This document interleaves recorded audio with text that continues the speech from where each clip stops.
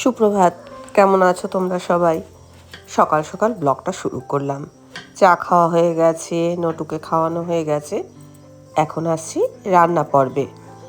বেগুনটা বেশ ভালোই আছে, পোড়া খাওয়ার জন্য একদম আদর্শ।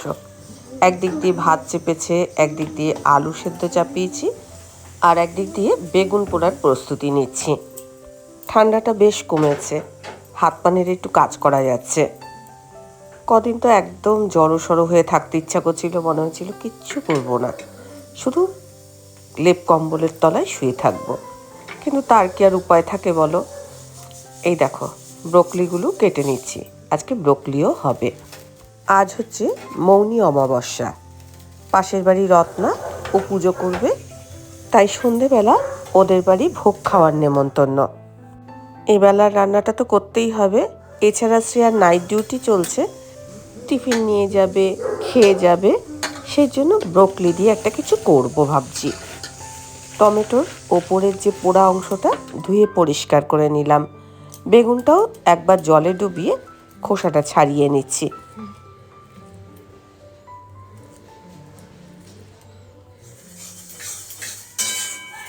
পেঁপে দিয়ে মুগ ডাল হচ্ছে, আর বেগুন পোড়া হচ্ছে। পেঁপেটা কেটে দিয়েছে আমার মশলা, কড়াইয়ের মধ্যে মুগ ডালটা ধুয়ে দিয়েছে।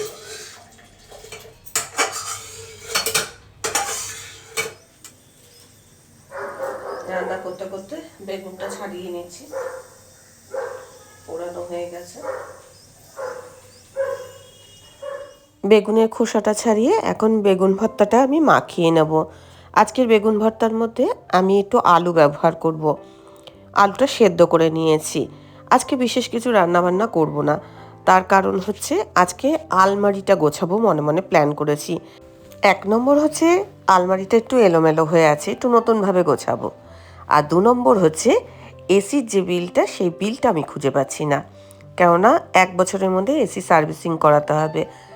এবার 1 বছর যদি হয়ে যায় তাহলে তো আর আমি ফ্রি সার্ভিসিংটা পাবো না।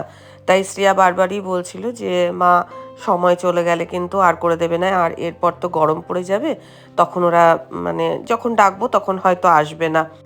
বেগুন ভর্তা তো তোমরাও করো, তো বেগুন ভর্তার মধ্যে তোমরাও যা দাও আমিও তাই দিই, তবে একটু আলু সেদ্ধ দিলে বেগুনের মধ্যে যে জলো জলো ভাব হয় না, সেই জলো জলো ভাবটা কেটে যায়। কাঁচা লঙ্কা দিয়েছি, শুকনো লঙ্কা ভাজা দিয়েছি, আর নুন তেল এগুলো তো লাগবেই। অল্প তেলে একটু পেঁয়াজও ভেজে নিয়েছি, আর তেলটা ফুরিয়ে গেছে, তেলটা একটু কেটে বোতলে ভরতে হবে। এদিকে শ্রেয়া নাইট ডিউটি করে এসছে, ওকেও খেতে দিতে হবে। ওকে বলেছি আজকে মাছ মাংস ডিম কিচ্ছু নেই, আজকে শুধু ডাল বেগুন পোড়া, আর কালকে বাঁধাকপির ধোকা করেছিলাম সেটা। বিকেলের রান্না পরে করব, আগে আলমারিটা গুছিয়ে নিই, তারপরে বিকেলের রান্না বিকেলেই দেখা যাবে। গাছের ধনেপাতাও একটুখানি দিয়ে দিলাম। গাছ থেকে আমার কর্তাকে তুলে আনতে বললাম, ফ্রেশ ধনেপাতার গন্ধটা এত ভালো লাগে কি বলবো। না, তেলটা না ভরলে এখন রান্না করা যাবে না, আগে চলো তেলটা ভরে নিই। দেখো, রান্না করতে করতে বসে থাকি না, একটা না একটা কাজ হাতের সামনে চলেই আসে। অন্যান্য দিন শ্রেয়া একটু দেরিতে আসে, আজকে একদম 9টা সোয়া 9টার মধ্যেই চলে এসছে, তাই আমার রান্নাটাও কমপ্লিট হয়নি। ওকে বললাম স্নানটা করে আসো, তারপরে খেতে দেবো।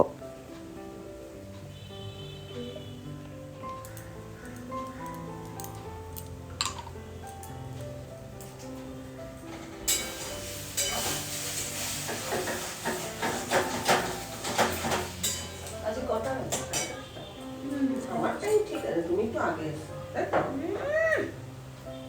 তাই আমি আগে এসেছি গো আজকে।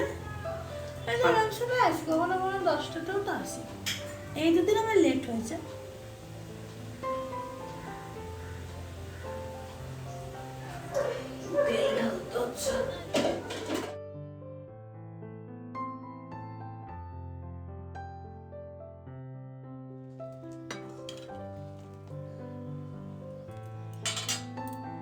শ্রেয়াকে খেতে দিয়ে এখন আমি আলমারিটা গোছাতে এসেছি। তো আজকে আলমারিটা একটু অন্যভাবে গোছাবো, তোমাদের বলেছি।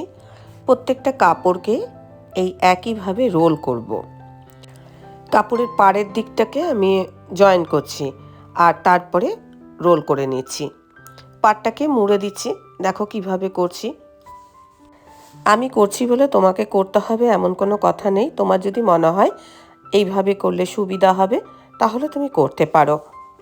তবে আমার মনে হলো এইভাবে একবার করে দেখি, আর সুবিধা যদি আমি বুঝি তোমাদের অবশ্যই জানাবো, আর তোমরাও দেখতে পাবে যে সুবিধা হচ্ছে কি না। আমার যে খুব দামি দামি শাড়ি আছে এমন নয়, যা আছে তাই আমি এই সুন্দর করে পরিপাটি করে আলমারিটা গোছাবো। আর প্রত্যেকটা শাড়ির মধ্যে কিছু না কিছু গল্প থাকে। আগে যে শাড়িটা দেখছো একটা গঙ্গা জল কালারের, সেই শাড়িটা আমার কাকুলি দিয়েছিল। এখন যে শাড়িটা ভাঁজ করছি সেই শাড়িটা আমার ছেলের বিয়ের সময় জল ভরতে গেছিলাম।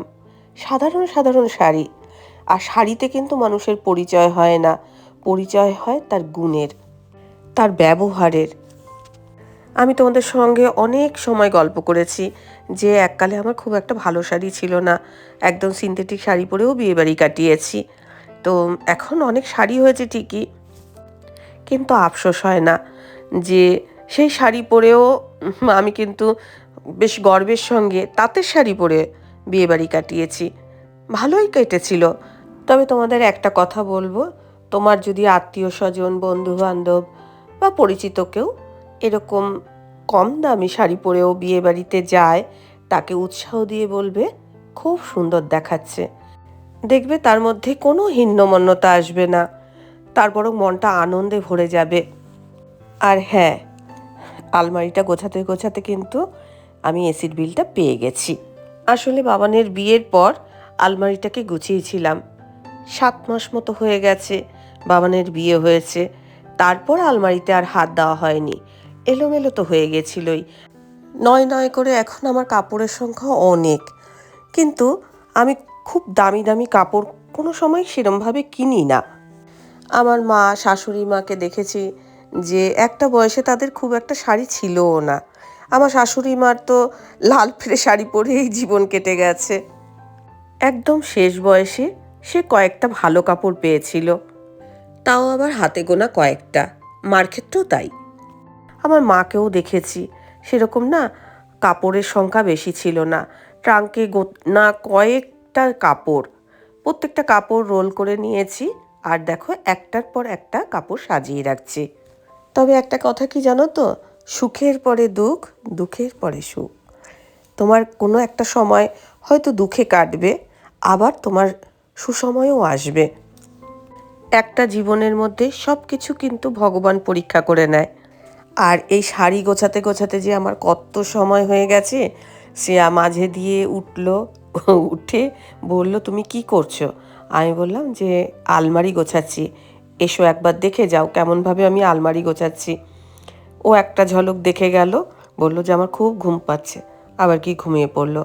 কিছুটা শাড়ি আমি গুছিয়েছি, আমার কর্তাকে বললাম তুমিও কটা এরকম রোল করে দাও না। তারপরে ও আমাকে এরকম রোল করে দিয়েছে, কেননা অনেকগুলো শাড়ি তো। ব্রোকলি যে কেটে রেখেছি, ওই ব্রোকলি দিয়েই একটা তরকারি করব, যেটা কিনা শ্রেয়া নাইট ডিউটি তো নিয়ে যাবে, খেয়ে যাবে, রুটি করতে হবে, স্নানও করিনি। এসব করতে করতে আমার 2:30 পৌনে 3টে বেজে গেছে। আগে আলমারিটা গোছাবো, কেননা যেই কাজটা হাত দিয়েছি সেই কাজটা তো আগে কমপ্লিট করব। আর এইভাবে রাখলে কি হবে, একটা শাড়ি যদি আমি টান দিয়ে বের করি, আরেকটা শাড়ি ঠিক খাঁচে ঢুকে যাবে। আর শাড়িটা পুরো গোছানোর পর আলমারিটা দেখতে এরম লাগছে। এই জায়গাটাতে আমি আমার ব্লাউজগুলো গুছিয়ে রেখেছি, আর উপরে রেখেছি আমার কর্তার পাঞ্জাবি, সাইডে জামা। ওর বেশি কিছু নেই, ওর অন্যান্য জায়গাতেও আছে, কিন্তু আমারটা আলমারির মধ্যেই আমি গুছিয়ে রাখলাম। এই হচ্ছে আমার শাড়ি কালেকশন। কোনো অত্যাধুনিক প্রযুক্তি আমি ব্যবহার করলাম না, জাস্ট দোকানে যেরমভাবে শাড়ি গুছিয়ে রাখে আমিও আমার আলমারিতে ওইভাবে শাড়িটা গুছিয়ে রাখলাম। লাঞ্চটা করে তারপরে আমি রান্নাবান্নার কাজে আবার লেগে পড়েছি।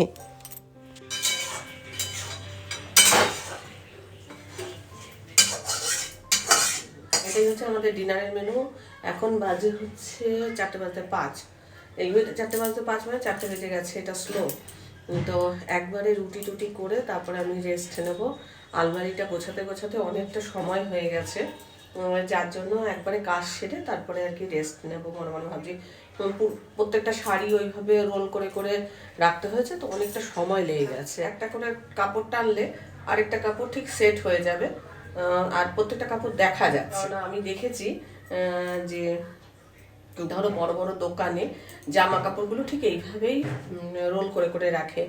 আর আমরা হয়তো দোকানে গিয়ে বলি, দাদা ওই যে ওই কাপড়টা দিন তো, ওই জামাটা, হ্যাঁ হ্যাঁ হলুদ রঙের, হ্যাঁ হলুদের পাশে ওই যে লালটা, ওরকম আমরা বলি না, ঠিক ওইভাবেই আমি ভেবে ভেবে মানে আলমারিটা গোছালাম।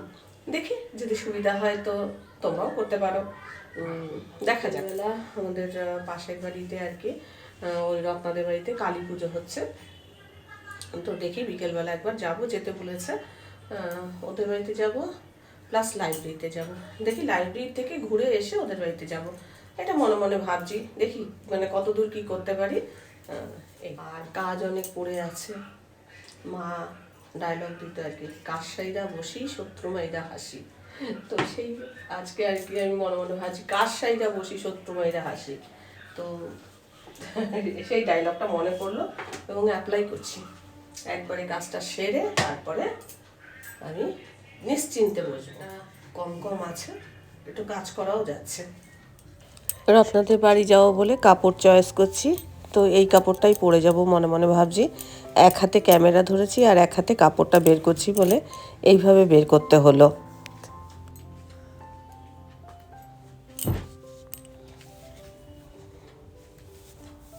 অসুবিধা হলো না কাপড়টা বের করতে।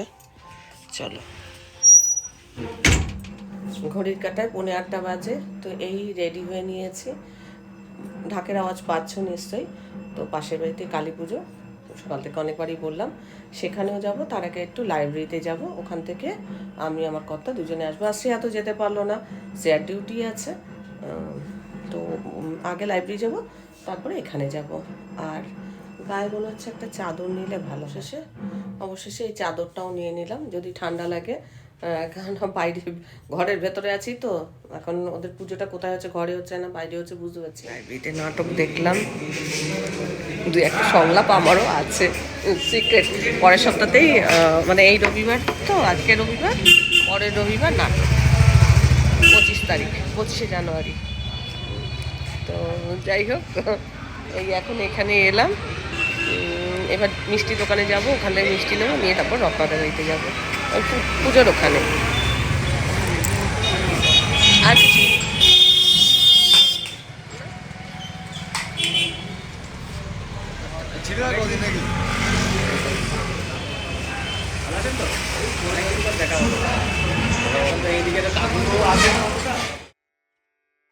অষ্টবিংশতি দুর্বায় নমঃ বলে তস্মিন অষ্টবিংশতি দুর্বায় নমঃ এতে গন্ধ পুষ্পে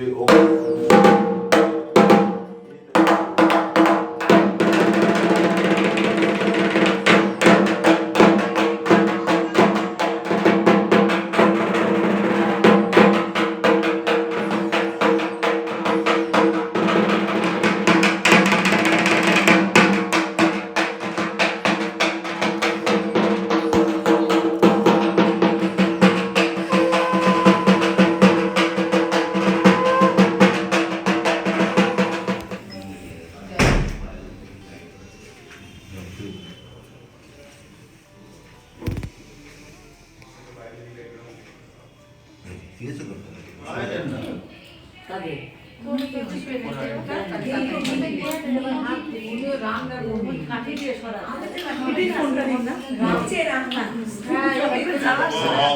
এতৎ সম্প্রদানায় ওং শ্রীমৎ দক্ষিণা ওং ক্লিং শ্রীমৎ দক্ষিণা কালিকা ওই নমঃ। এবার পুষ্পাঞ্জলি দাও। এখন 10:40 বাজে, তো খাওয়া দাওয়া ওদের বাড়িতেই করেছি আজকে। খাওয়া দাওয়া করে তারপরে এই এলাম। ভালোই খাইয়েছে, কিন্তু প্রসাদ পাইনি। প্রসাদ এখনো পুজো হচ্ছে, আর নাইট ডিউটি আছে বলে সে যেতে পারলো না, বারবার জিজ্ঞাসা করছিল। যাই হোক, কি আর করা যাবে, এরকম অনেক অনুষ্ঠানেই ও যেতে পারে না। যাই হোক, চলো আজকের মতো ব্লগটা এখানেই শেষ করছি। ব্লগটা থেকে ভালো লাগলে অবশ্যই একটা লাইক দিও, প্রচুর প্রচুর শেয়ার করো। আমার চ্যানেলটা ভালো লাগলে অবশ্যই সাবস্ক্রাইব করে আমার পাশে থেকো। আজকের পর্বটা আমি এখানে শেষ করছি, দেখা হবে নতুন একটা পর্ব নিয়ে, নতুন কিছু নিয়ে। ততক্ষণের জন্য টাটা।